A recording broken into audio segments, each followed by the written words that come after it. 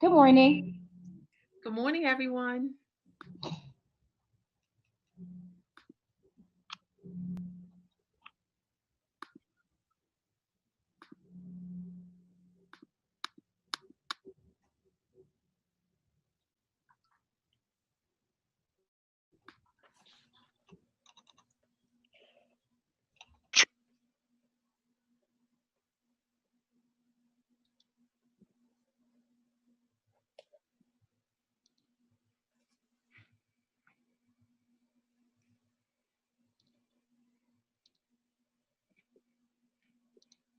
I know you wanted us to type it into the chat box just to make sure. Yes, because I just did so. I mean, you don't necessarily have to. People have been doing it, and that's perfectly fine. This is not mandatory attendance at all.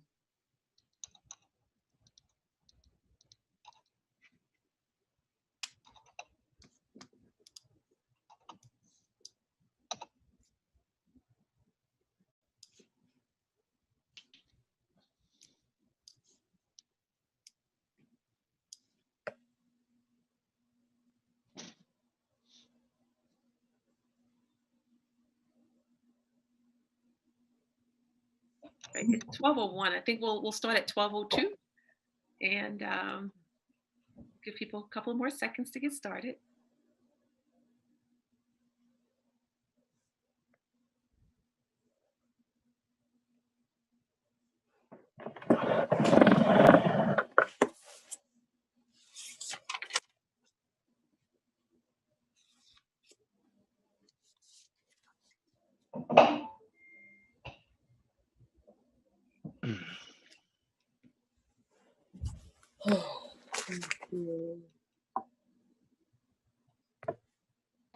Afternoon. Good afternoon.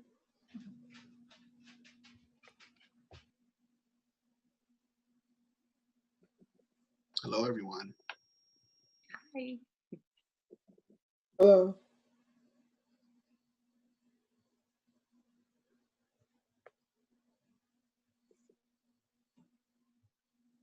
So it is 12:02. I'd like to welcome everyone to Feel Good Friday, Greenberg Central School District style. You know, this is actually my favorite time of the week where we can gather together to take charge of our own wellness and dedicate some time to just collaborating, spending some time with one another, and appreciating the work that Dr. Akhu is doing in our school district. For the purpose of this meeting and for the purpose of her presentation, I do ask kindly that you please mute your phone. And when we get into the Q&A portion, or you feel comfortable answering one of her questions, or at the end, if you'd like to spend some time talking with Dr. Akhu, of course, you can unmute yourself. But just for the purpose of this meeting and for her presentation, I ask that, we give her our undivided attention, and so that we're not distracted. I see some of you, and you guys look so good, and it's so great to see you. And I do hope that you're having a fabulous day. Without any further delay, I give to you our partner, Dr. Akhu. Greetings, everyone. Welcome and thank you so much for having me back. I am so excited about today's presentation.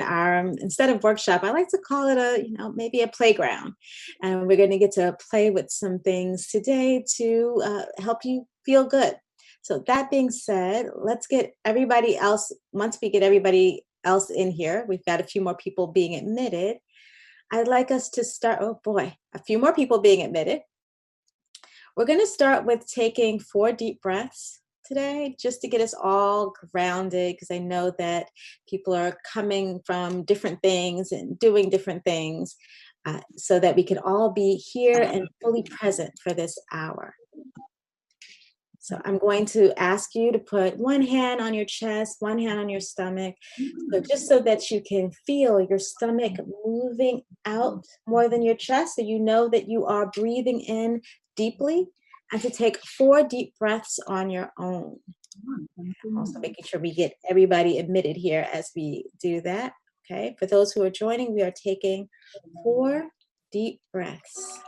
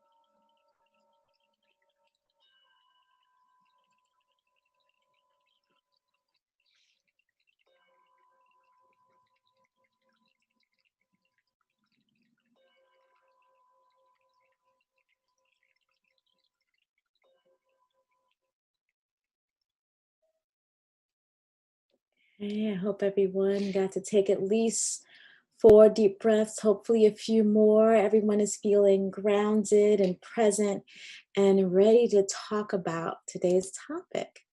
November is National Gratitude Month, so I thought that gratitude would be a perfect topic for us today.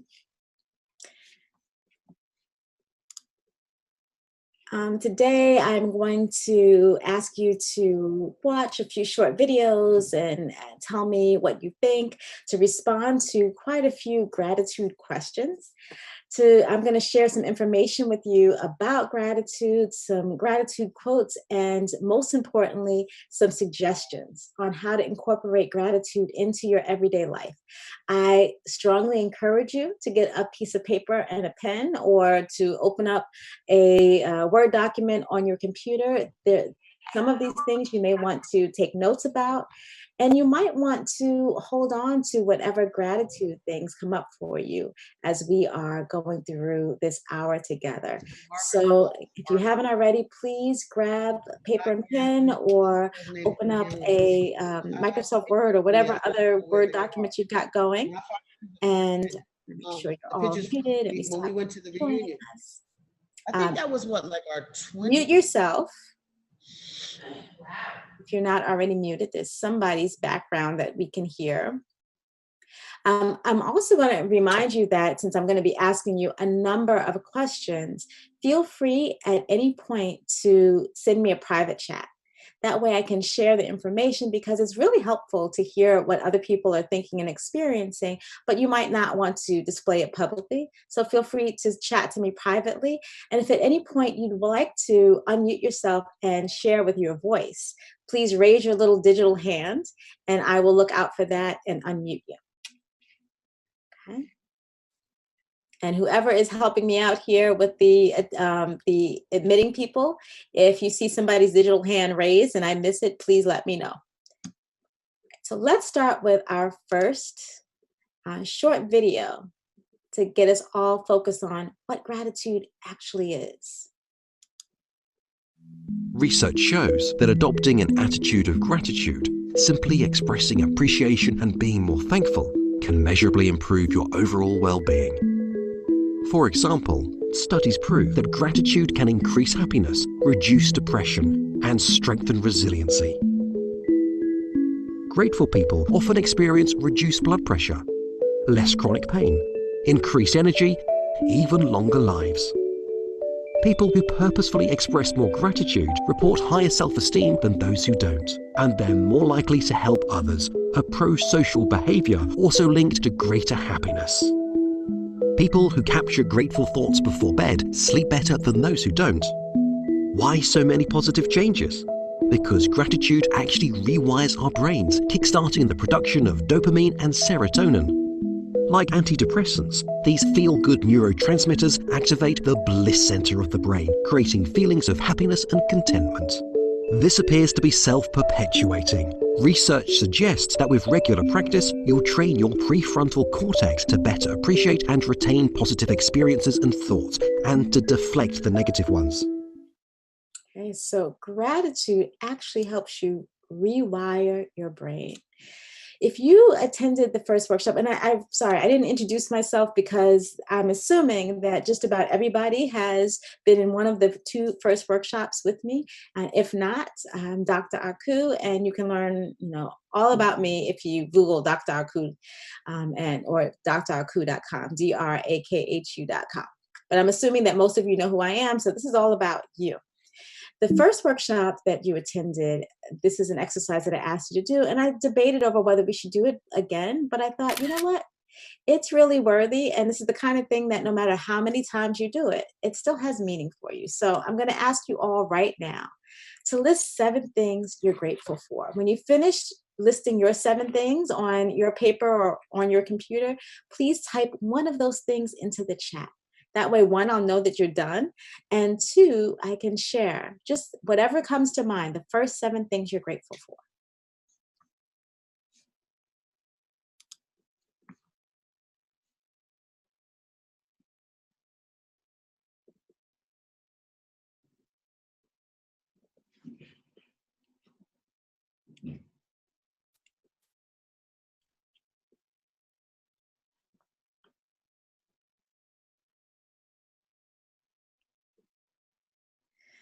Right. Someone's grateful for life despite battling cancer. Beautiful.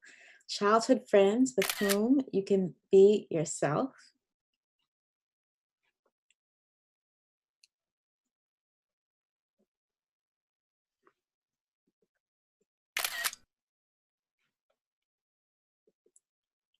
Free counseling with Dr. Akhu.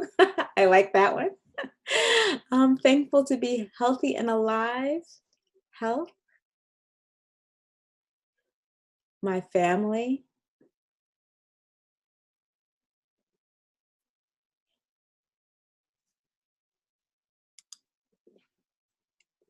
And for those who are just joining us, everybody is listing 7 things that they're grateful for. And then when they're finishing their personal list, they're putting one of those things in the chat to share with everyone. I'm truly grateful to Dr. Chase and Greenberg Central School System's leadership. They supported us, helped us, and guided us. Yes, they are supporting you, helping you, and guiding you right now. I'm grateful for my health, and my mother is a cancer survivor. Wonderful. Okay, we'll take one more minute to make sure that everybody gets an opportunity to list 7 things you're grateful for. And don't give it a lot of thought. Just the first things, 7 things that come to mind. You know, I think I said before, one of my favorite things is a good hot shower because I've been to places in the world where you can't get one. My family and my cat. Okay. Breath. Beautiful. My first suggestion for you today, just like we just did, is to consider creating a gratitude journal. The picture here is of an actual journal, and they sell journals just like this, where it already prompts you for your gratitude. And on this one, it even has a scale of happiness. However, you don't have to pay for a fancy smancy journal. You can keep a document on your desktop of your computer where you write your daily gratitude. You can use any old journal or piece of paper or pad where you daily keep track of your gratitude. So consider having a gratitude journal. Okay. And somebody else wrote, my connection with others. Beautiful. Okay. Just like we did in the first workshop, I'm going to ask you to take 3 minutes and write a short thank you letter to something or someone that's on that gratitude list. I suggest you randomly grab anything from that list and spend a minute just writing a thank you letter, just like you would write to a person, to that thing on your gratitude list. I'm going to give you 3 minutes to do that, and I'm going to play that same music that I played at the beginning.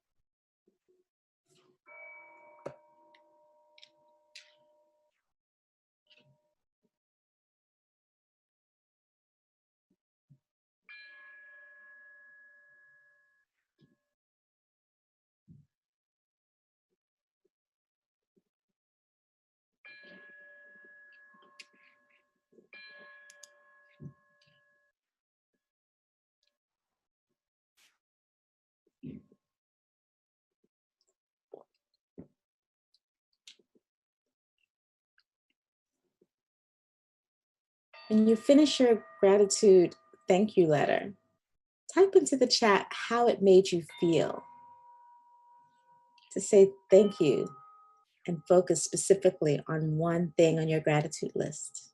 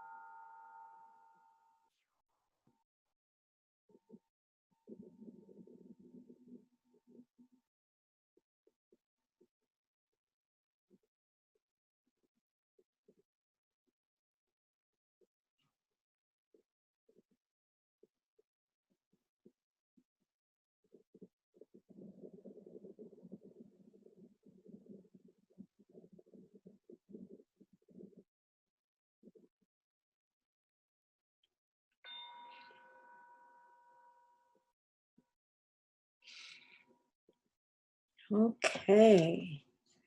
I see a few more people shared that they're grateful for children, my daughter, my home, and my family. Regarding the gratitude letter, I see that it makes you feel reflective, blessed, overall feeling of well-being for having this person in my life.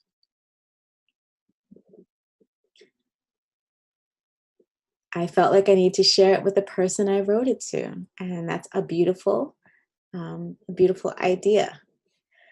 Okay, so because I want to make sure that we get through all of the wonderful gratitude opportunities, I know 3 minutes is not a long time, and it may have taken some of you, or you may need more time, some of you, to finish those letters. I suggest that if you didn't get a chance to finish your gratitude letter, that you go back and you continue.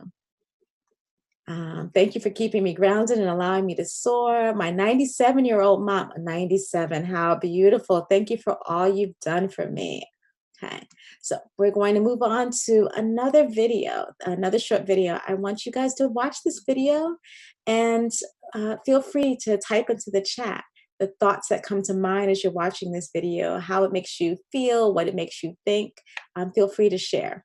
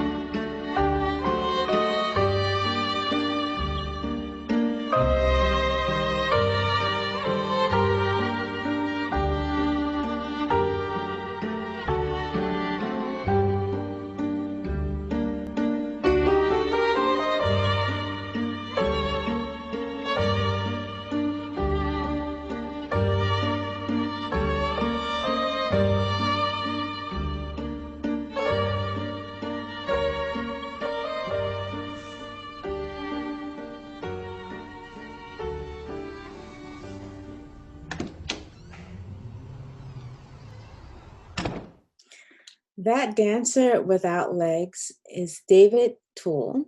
He's a British performer and he performed in the 2012 Paralympics. His performance was watched by millions on television around the world. The video that we just watched makes me feel grateful for all I have, and it also inspires me by reminding me that tenacity can help me accomplish anything. What did you guys think of that video?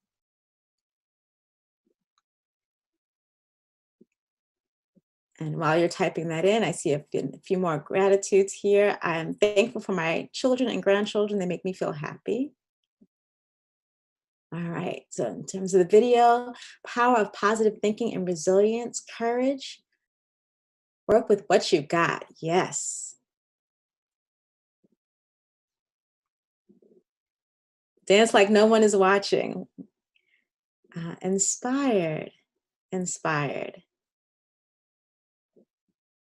Power of teamwork, the power of thought.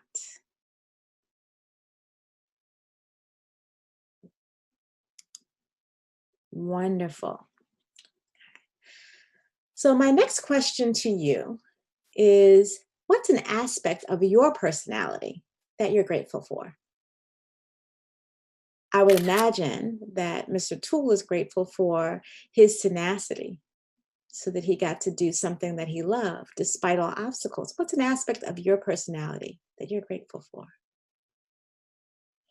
Please feel free to share in the chat, and feel free to share privately if you don't want to publicly display what you're grateful for.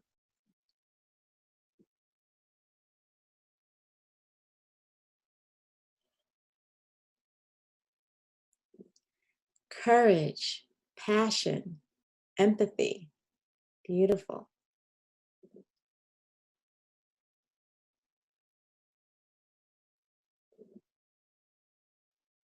Resilience. Another resilience. High self-esteem.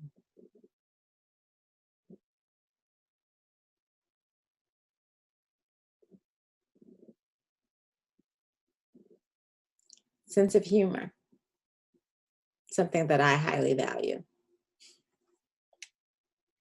Okay, keep typing into the chat while I share someone else's words of wisdom. When I started counting my blessings, my whole life turned around. Willie Nelson said that. Okay. Others say something that they are grateful for about themselves: compassion and my kindness to others. Fabulous. So I think this is my second suggestion to you, although I'm not going to try to keep track of which suggestion is which, is a gratitude jar. And this is something that you can do for yourself, but this is also a really wonderful thing to do as a family with children, because it's visual. You can see, how the gratitudes are adding up.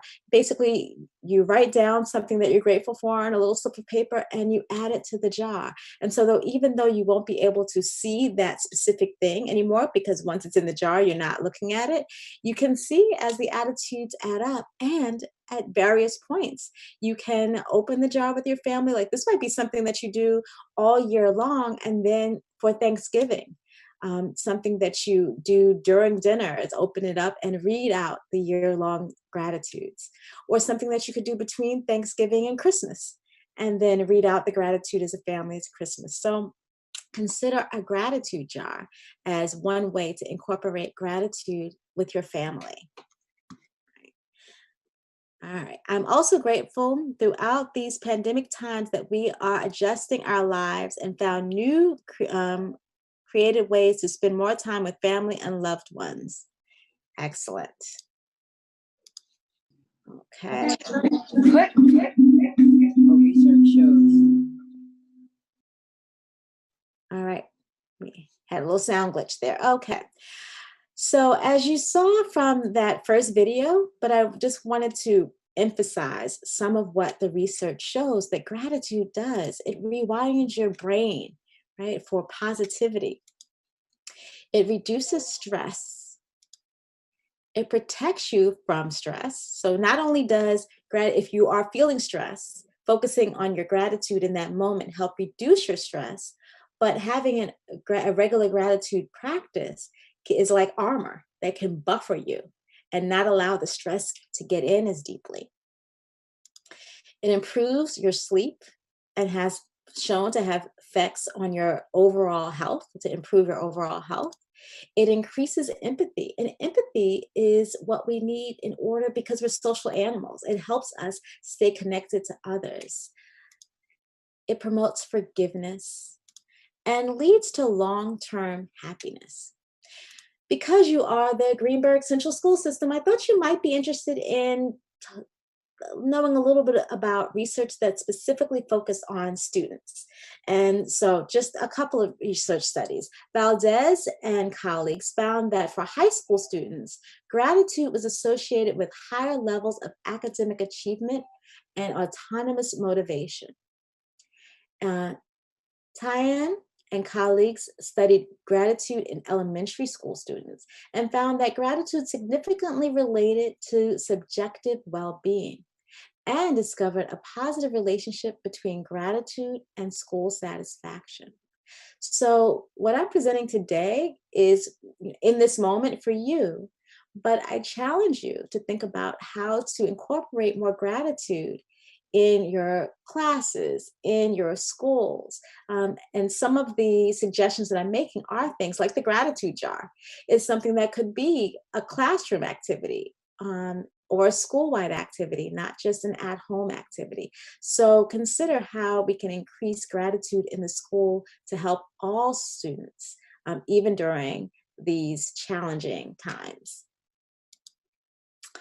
Another question for you. What's something enjoyable you get to experience every day that you've come to take for granted? It's like my shower, which I don't take for granted because I focus on gratitude. But is there something that you enjoy every day that you take for granted? Please type into the chat. And again, if at any point somebody would like to share using their voice, please raise your little digital hand and I'll call on you so that you can share. Radio, okay. Homemade yummy Chinese food, sounds good. Good food.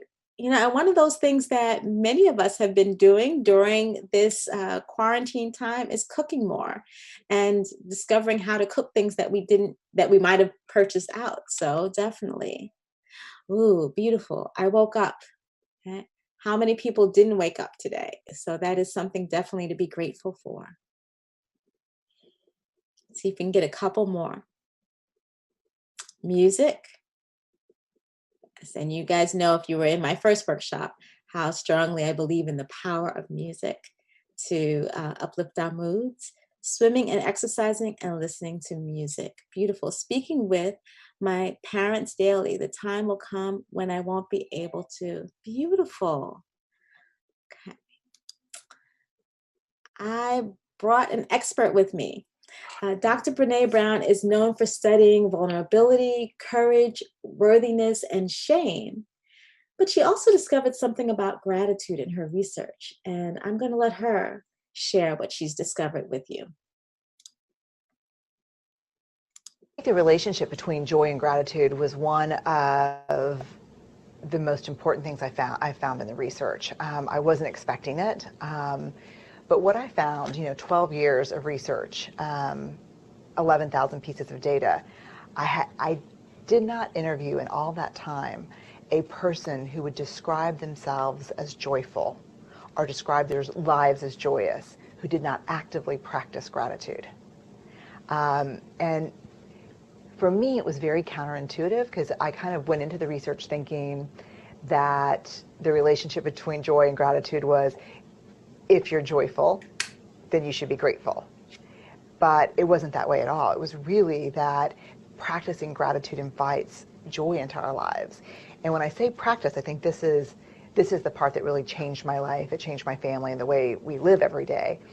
When I say practice gratitude, I don't mean kind of like the attitude of gratitude or feeling grateful. I mean practicing gratitude. These folks shared in common a tangible gratitude practice. They either kept gratitude journals. Some of them did interesting things like at 1, 2, 3, 4, like at 12:34 every day, they said something out loud that they were grateful for. They, one of the things that we do, like we say grace at dinner. And so now after grace, we go around and everyone in my family says something they're grateful for. I mean, and what's interesting is when we first started, I have a first grade son, Charlie, and 8th grade daughter, Ellen. And at first I thought, and we've been doing it for a couple of years now, like they're going like, oh God, Mom. And there was a little like, this is, are you experimenting on us? There was a little bit of that. But now what's interesting, even after we did it for like a couple of weeks, that on those crazy busy nights where we're trying to like get to soccer and piano and homework, and Steve and I are just like, we say a quick prayer and we start eating, and my kids are like, whoa, what are you grateful for?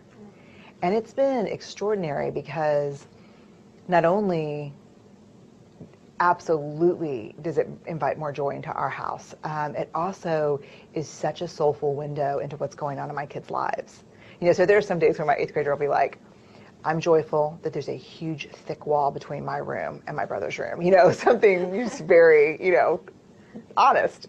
But there are other days she'll say, she had a friend whose mother recently died. And she said, for a month she would say, I'm just so grateful that y'all are healthy right now.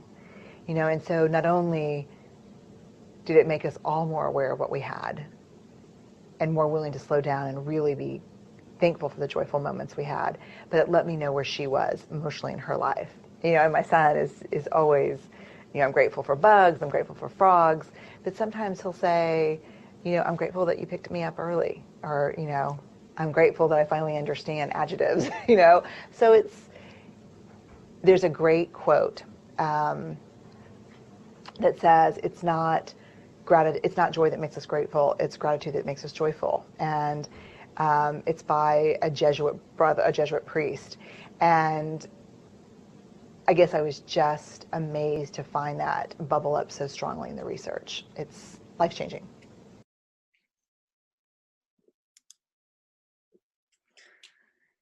I love this idea, and it fits so well with the current push for equity. What separates privilege from entitlement is gratitude. So gratitude is powerful in so many ways. And I'd like to offer up the suggestion, just like Dr. Brown does with her family, you can institute a gratitude share with your family or your class.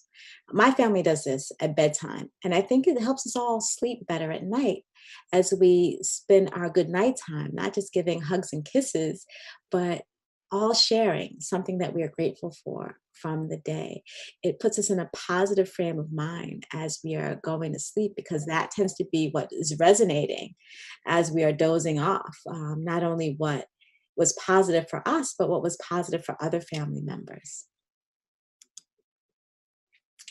My next gratitude question to you all: what about today has been better than yesterday? What about today has been better than yesterday? Please type into the chat and share.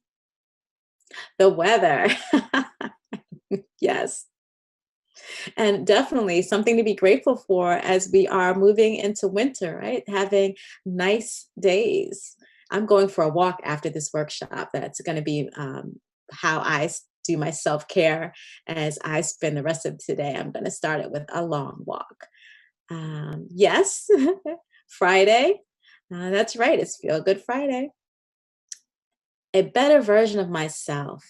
That's beautiful and something wonderful to reach for every day. Couple more. What's better about today than yesterday?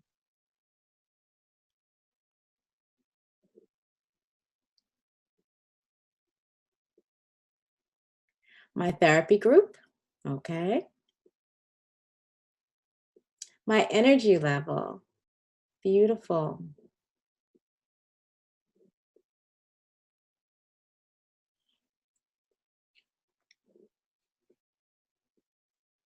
Okay, feel free to keep typing into the chat while we go on to my next suggestion.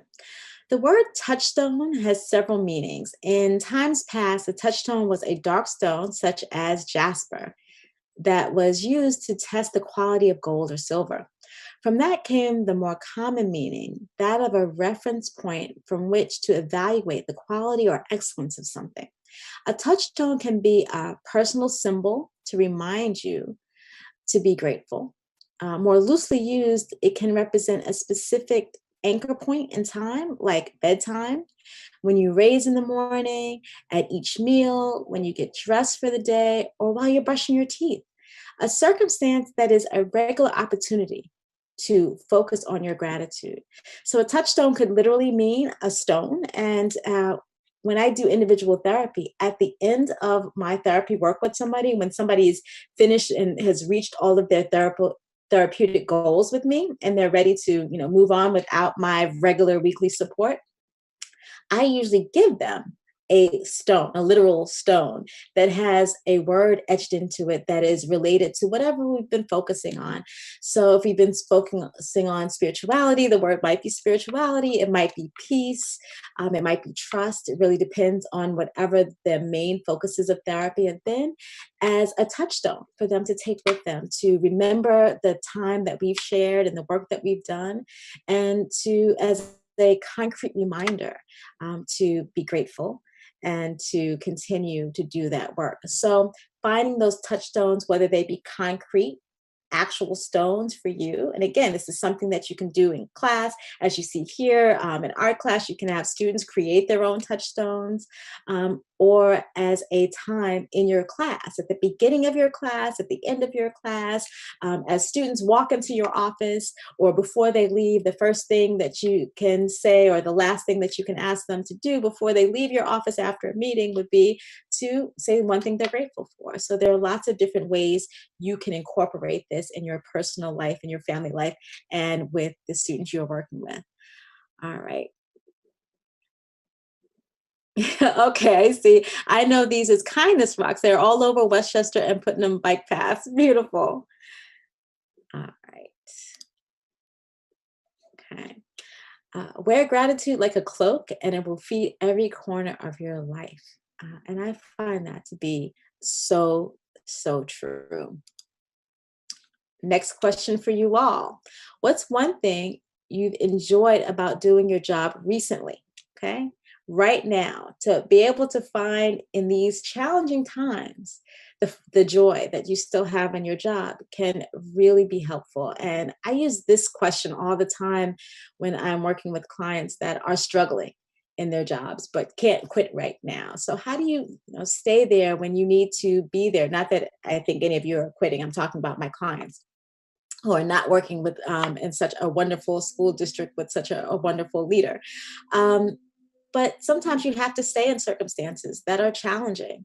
And one way to do that, one way to focus on the good is to ask yourself this question: what are you enjoying about where you are right now? So I'd love for you guys to answer that question. And again, feel free to respond privately if you don't want the world to know. But please type into the chat or raise your little digital hand and I can take you off mute and you can share with everybody using your voice.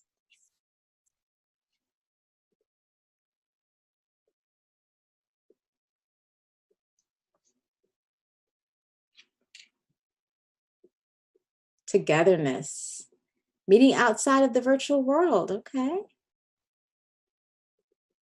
In a position to be helpful to others.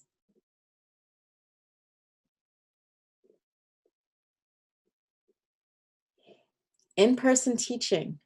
Yes, definitely. Teachers did not sign up for virtual teaching, right? Okay. Others' willingness to have ownership and take responsibility for the well-being of others. Beautiful. I'm getting so much better at technology. Forced learning, right? Seeing students and colleagues in person. I recently shared with my students my secret recipe for making dumplings. Oh my goodness. Mr. X, you and I might have to talk about this Chinese food. It's, getting hungry. Thank you. Most of what we've been focused on is personal gratitude. But when most people think about gratitude, social gratitude, like saying thank you, comes to mind first. Just like focusing on what we are grateful for, saying thank you has been shown to have positive effects on the mind and body and spirit. Many of us say thank you as a learned knee-jerk reaction when somebody hands us something or opens a door. Our parents always say thank you. But unconscious knee-jerk thank yous don't have the same positive effect on our minds and bodies and spirits as consciously choosing to thank someone. Right? Consciously choosing and thinking about how big a tip you're going to give, and maybe focusing on giving a slightly bigger tip because you know that how difficult things are right now. So I have some suggestions in a minute. Okay. A bit of fragrance always clings to the hand that gives you roses. That's a Chinese proverb that I think really captures this idea of how much it means for us when we say thank you to someone else. So I suggest another possible practice would be once a week to pick someone to send them a thank you letter. Right? And I know some of you, the letters you wrote at the beginning of our time together are letters that you might consider sending to someone. You can email it, or even better, snail mail it. people love to get positive things in the mail because, these days still, most of what we get in the mail, even more now than before, it's either junk mail or bills. And so to receive a thank you letter can be so meaningful for that other person, but it's also so meaningful for you. My next question to you: what have others done in your life that you're grateful for?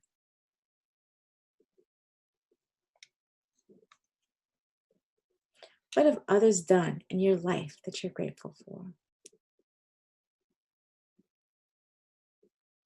Okay, while you guys are typing that in, I'm going to read a couple of the other things that I didn't get to read before.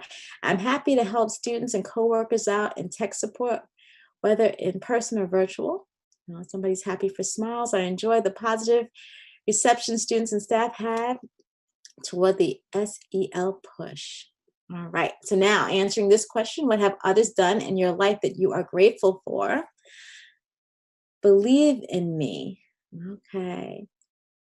Served me a home-cooked meal.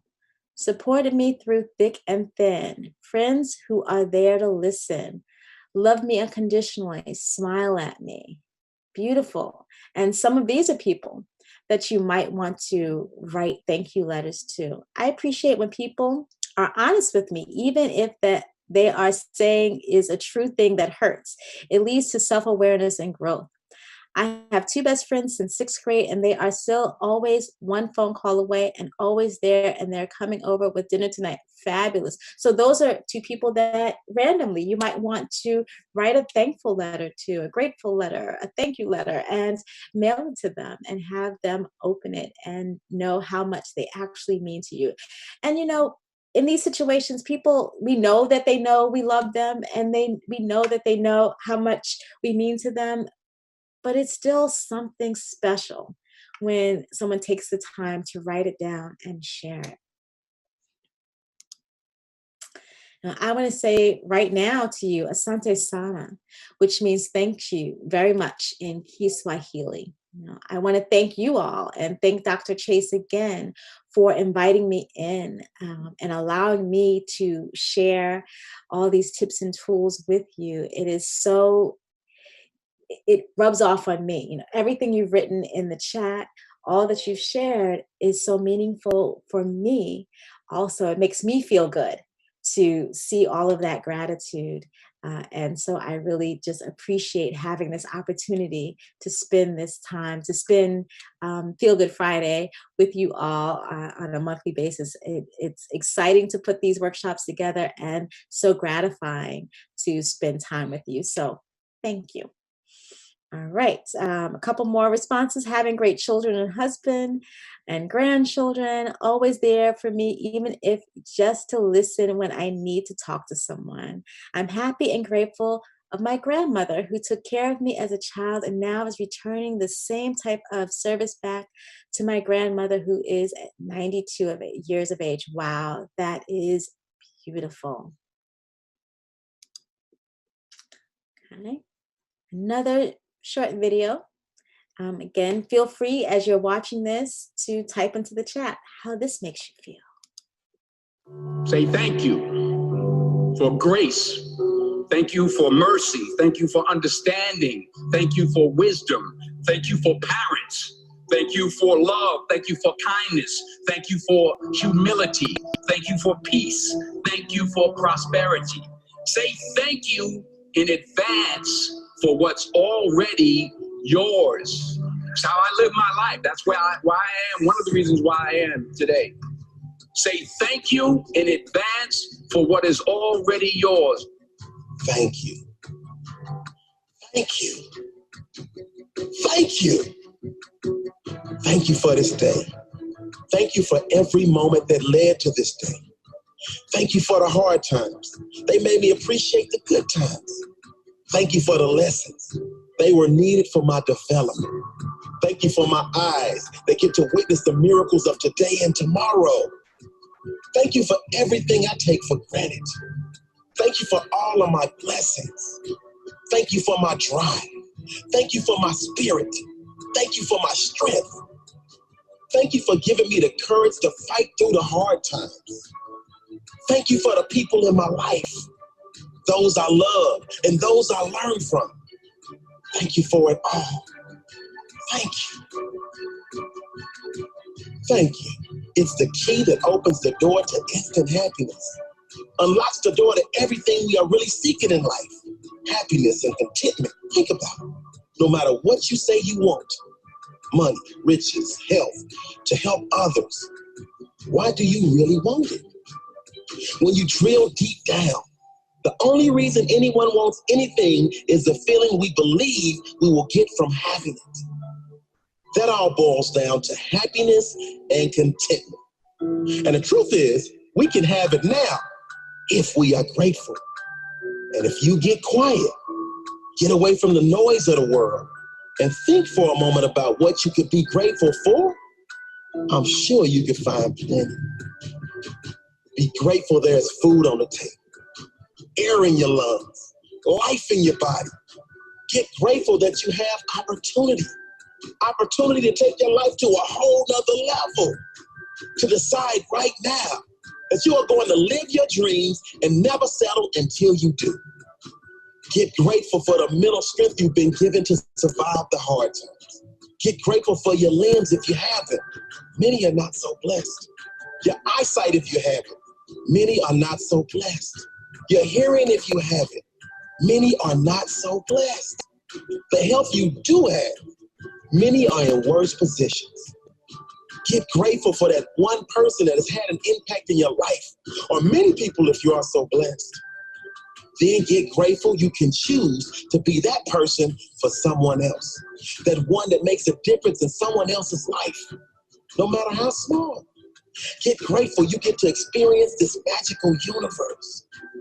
Today, look for miracles. I guarantee if you are looking, you will see them. There are unlimited things to be grateful for. Open your eyes. Unlock your amazing life. It's ready for you right now. How did watching this video make you feel?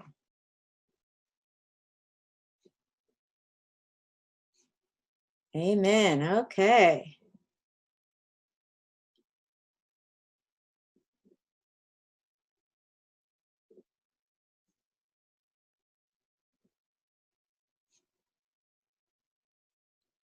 Inspired, grateful, and empowered. Beautiful.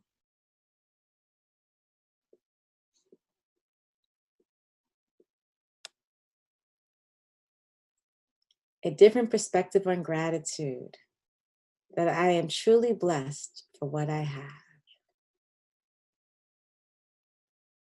All right, excellent. My final suggestion to you is to set the intention to incorporate gratitude in your life. Start with just one of the possibilities you heard today, take action, and then as the magic of gratitude starts to increase in your life, just notice the positivity. So I'd love for you all, every single one of you, we have 48 people currently with us. I would love if you would all type into the chat one thing you can imagine incorporating into either home or work or personal life, one of the suggestions we have today, or some other idea that's come to you while you've been here, or something that you're already doing. But please type into the chat one thing, one gratitude practice that you can imagine doing on a regular basis to keep this feeling of gratitude, empowerment, inspiration going. So what is one thing? Again, anything that I've suggested today, the gratitude jar, the journal, the touchstone. Great, gratitude jar. Okay, we like the gratitude jar. Excellent. Gratitude share. Gratitude jar in the classroom. Good.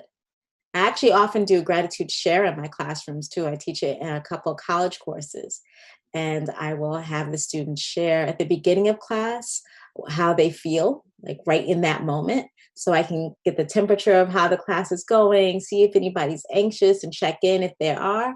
And then at the end of class, one thing they're grateful for, so that I'm sending them off back into the world feeling better as they go on with their day. Okay, gratitude lists, gratitude sharing, say thank you more often, gratitude journal, wonderful. Touchstones, I just brought a kit to make these. Fabulous, look at that. And you can grab a stone. I often do that when I used to travel. I would try to bring something back, a stone or a jar of sand from some place that I went, as a little reminder. I do kindness rocks years ago. I did kindness rocks years ago and put them in my garden. Maybe I can do it over Thanksgiving and keep it in the house where it's visible. Beautiful.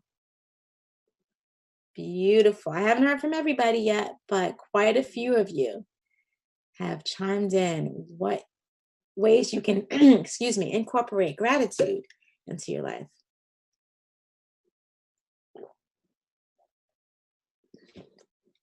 Gratitude sharing at dinner time.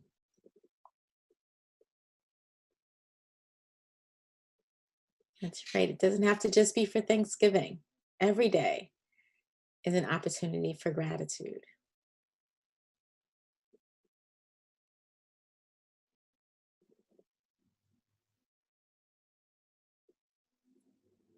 Anyone else?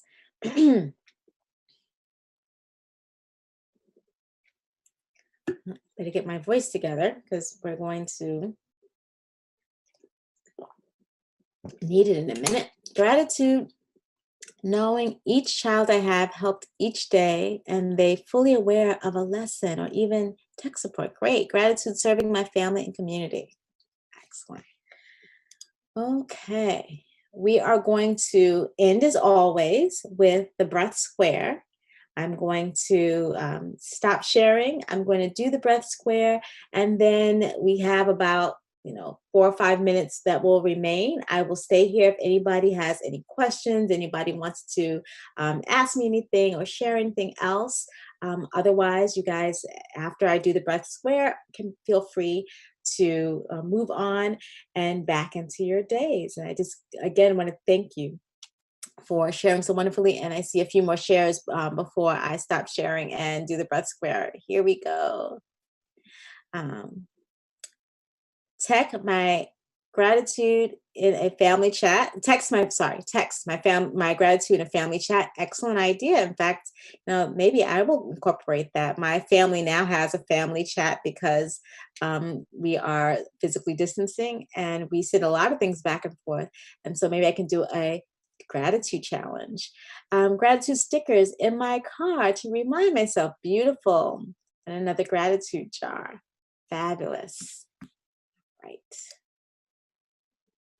I'm going to stop sharing, and just in case there's anybody on that hasn't done the breath square with me before, I'm going to briefly describe it. I'm going to have you take in a slow, deep breath to a count of 4, to hold that breath into your lungs for a count of 4, to exhale to a slow count of 4, and then to wait, to not inhale again until I count to 4.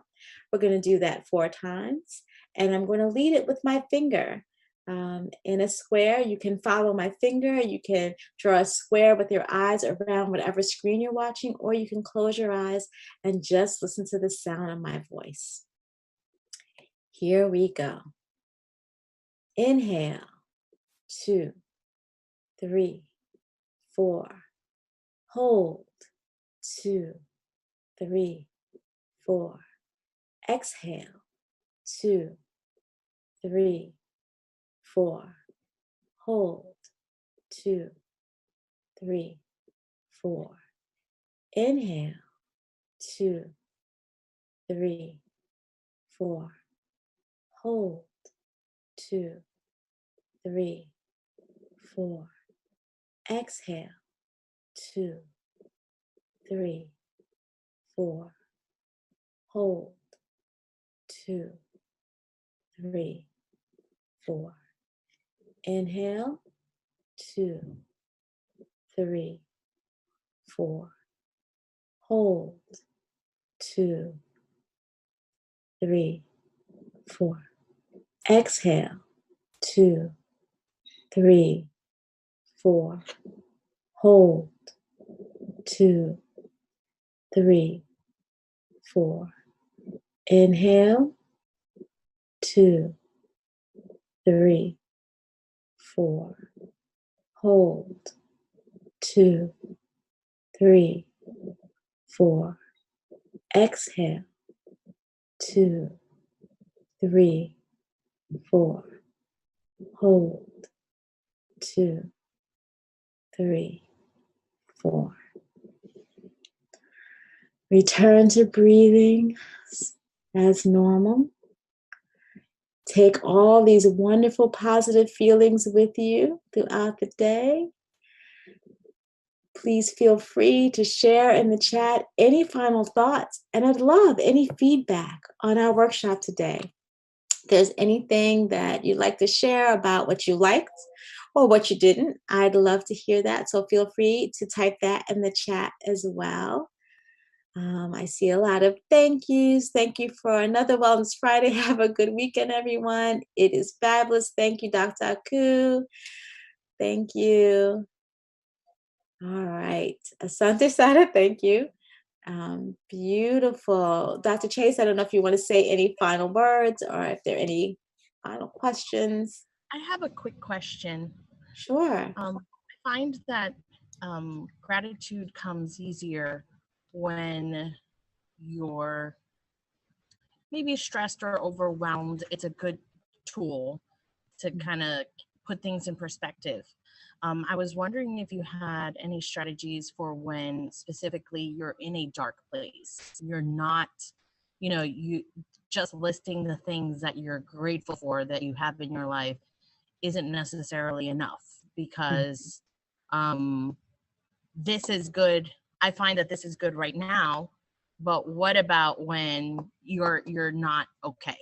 And this, I know the power of gratitude it's so impactful because it puts things in perspective, but I'm wondering if there's something more that can help you kind of say, hey, you know what, you can't see it right now because you're in a dark place. Do you have any strategies for that? I find that what might work in that situation is having a good person to talk to, right? That sometimes you can't just do it by yourself. To have somebody to talk to so that you can vent, not complain, and then shift. So making sure that person can help you shift from just venting about what's going on to that more positive attitude. So sometimes it's too much to do on our own. So we need someone to ask us those questions and to sit with us in our pain and then help us make the shift. So to have that confidant, I have my 2 best friends are also Black psychologists. And so because so much of my work is absorbing other people's traumas, then those are the people that I go to when I've had a really hard day or when I've absorbed too much and I need to shift. And because they know me so well, they also know kind of the language that can help me make that shift. So to do that, and the other thing, if you don't have that available, I think that's the best way. A therapist, is another. But if you don't have that, in the second workshop we did, we created a self-care kit, and one of those things in the self-care kit was what to do in times of crisis. To have that list. And to know that you might have to do more than one thing, like just naming gratitude might not be enough. So you might have to focus on gratitude, take a hot bath, listen to spiritual music, to do a number of things and to keep doing those things until you start to feel the shift. But it's so important to write the things down, because when you're in that dark space, you can't think of those things. Your brain just doesn't work that way. But if you have the list of things already written down, then you can go to them. And then you can just keep doing the things until you start to feel the shift. And eventually you do enough of those things, then you're going to feel a shift. And if you don't, then you really do need to speak to a therapist and get more help. But for most of us, if we keep going and we've got, 10 things on our list, by the time we get to 5, we're going to probably start feeling better. Okay. Does that help? Yes. Thank you so much. I appreciate it. You're very welcome. I can stay for another minute if there are any other questions. I so love questions because if one person has the question, there's so many other people who may not have even realized they had that same question, but the answer is still so supportive. So if there are any other questions, I'd love to answer. Dr. Akhu, I have a question. Yes. I think so often there's a taboo attached to seeking mental health therapy. Do you mind just speaking about the fact that as a society, we definitely need to normalize having that confidant, if you will, that person in our lives? Do you mind just speaking about that a little bit, please? A little bit. It might be hard for me to speak about it a little bit because this is one of my passions, is destigmatizing counseling to help people better understand that you're not paying somebody to be your best friend. It's a sacred space where you can not be judged, where you can share anything and everything. And there's so few spaces like that, because very often with our family, our family really wants something specific for us. So we can't always share all parts of that because we don't want to burden them, because we know that they're going to have a specific goal for us. And we don't have them the space. As one of my clients said, I gave her the space to hear her own inner voice. Right. And that can be hard sometimes with family because they love us and they want something for us, and that's their job. And it can be hard with friends because we can also be concerned about what's going on with them. And we know that we have to listen to, whatever is challenging them and be there for them as well. My job is to be there for you. You don't have to worry about whether my daughter ate lunch, the fact that I'm the lunch lady since she's, doing school from home. You don't have to worry about that. You don't have to worry about me taking care of me. My job is to take care of me so that during the time when I am working with somebody, I can fully be there for them. I think that some of that stigma definitely starts from, culture, and it makes sense because there have been so many unfortunate things that have happened medically and with psychology in terms of the poor use of it on people. And so I understand where the mistrust comes from. I suggest that you then find a therapist from a referral, right? So that you're not just getting somebody out of the blue, so that you know that somebody has vetted this person, or speak to them and feel free to ask them hard questions, and ask them about their background, ask them about their experience, and know that you have every right to do that if you're choosing to make this person the person that you're going to rely on to help you. So I get it. I could go on. Better understanding what happens in therapy. And I think, again, another reason why this is so difficult is because so much of what happens in individual therapy happens in private, so people don't get to see it. And then what gets seen on TV and in movies is very often therapists acting in unethical ways. So then that just reinforces the idea that this is not a good thing. But most of us don't act in those unethical ways. And most of us just really want to help. But it can be challenging to find a good therapist. But also know that if you're not comfortable with one therapist, just like anything else, just one bad experience doesn't mean that you should throw the whole baby out with the bathwater, right? If you're not comfortable with one therapist and you've tried, then try again. I know in my time in therapy, my very first therapy experience when I was in college was this very person-centered therapy where the therapist didn't say anything. Like, it was all client run. And I find that people of color, we don't like that kind of therapy. We want to know that the therapist is a human being, is a person. And even though the focus is all on us when we're the client, we want to know that this person has survived some struggles themselves, right? They're human. And so I think I went to 2 sessions in college and I thought, I don't get this. This doesn't make any sense. But then the next time I tried therapy, I loved having somebody. When I was in graduate school, I was young and it was such a strange new world for me. It was so helpful to have somebody to talk to about all that stuff. So I guess the last thing would be for those of us who have gone to therapy to feel more comfortable talking about it And because that sharing also educates and gives people the courage to try it themselves. I hope that was that was an answer, and I could continue going on because this is a passion of mine, because so many people of color, we all need it.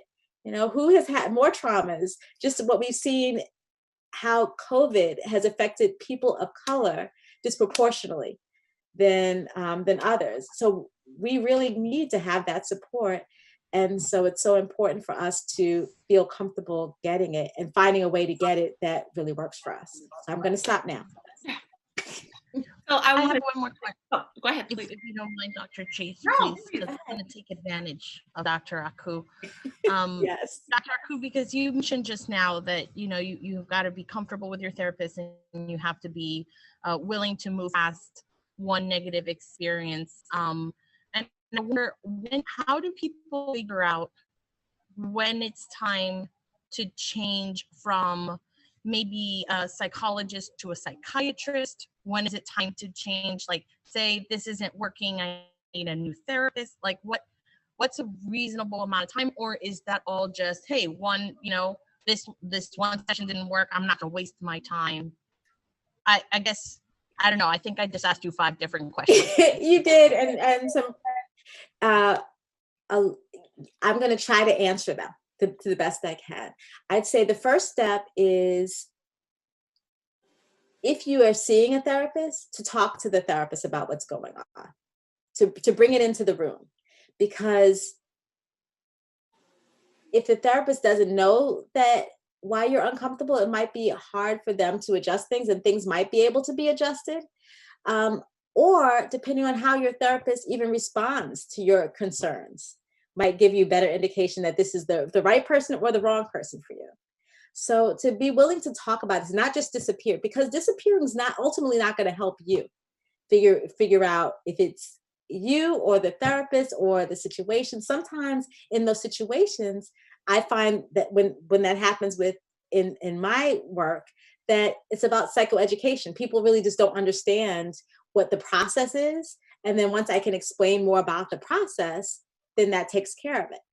Okay? But sometimes I found that I'm just not the right match. Now, my therapy tends to be very spiritually focused, and that's not the right match for everybody.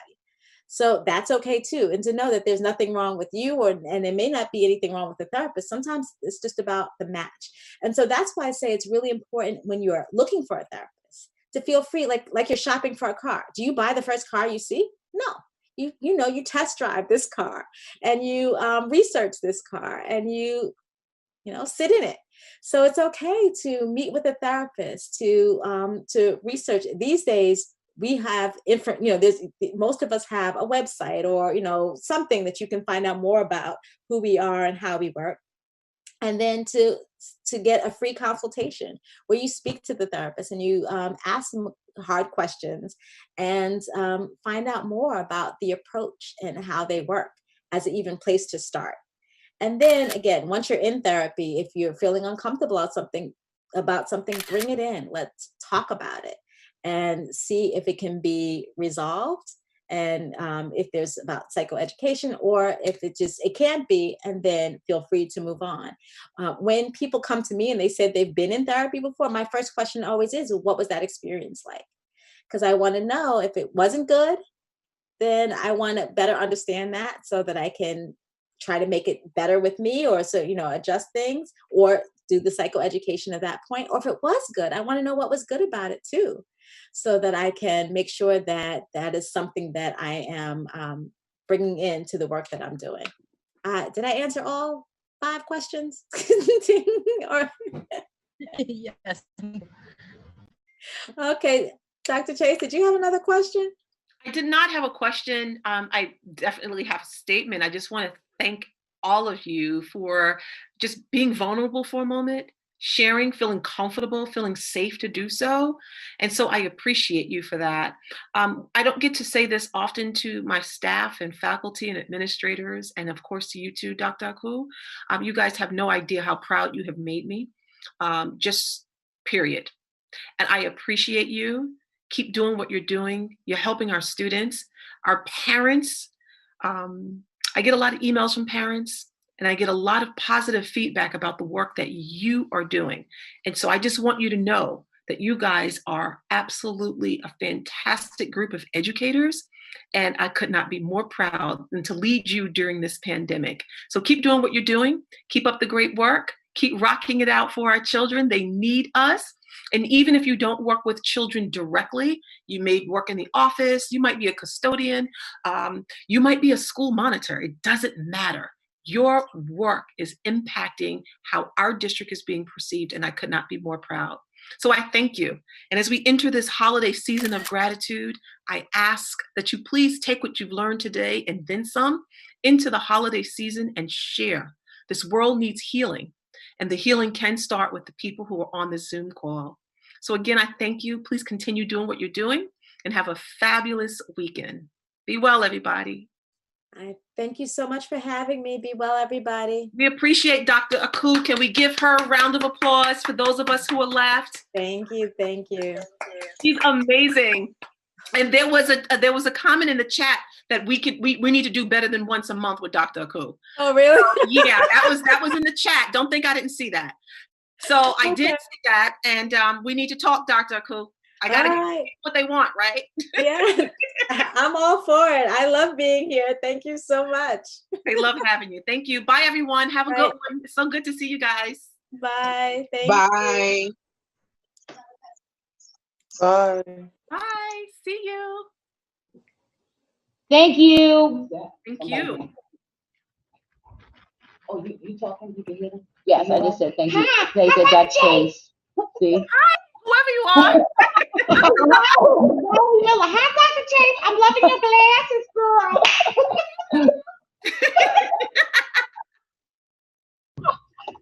Who is that?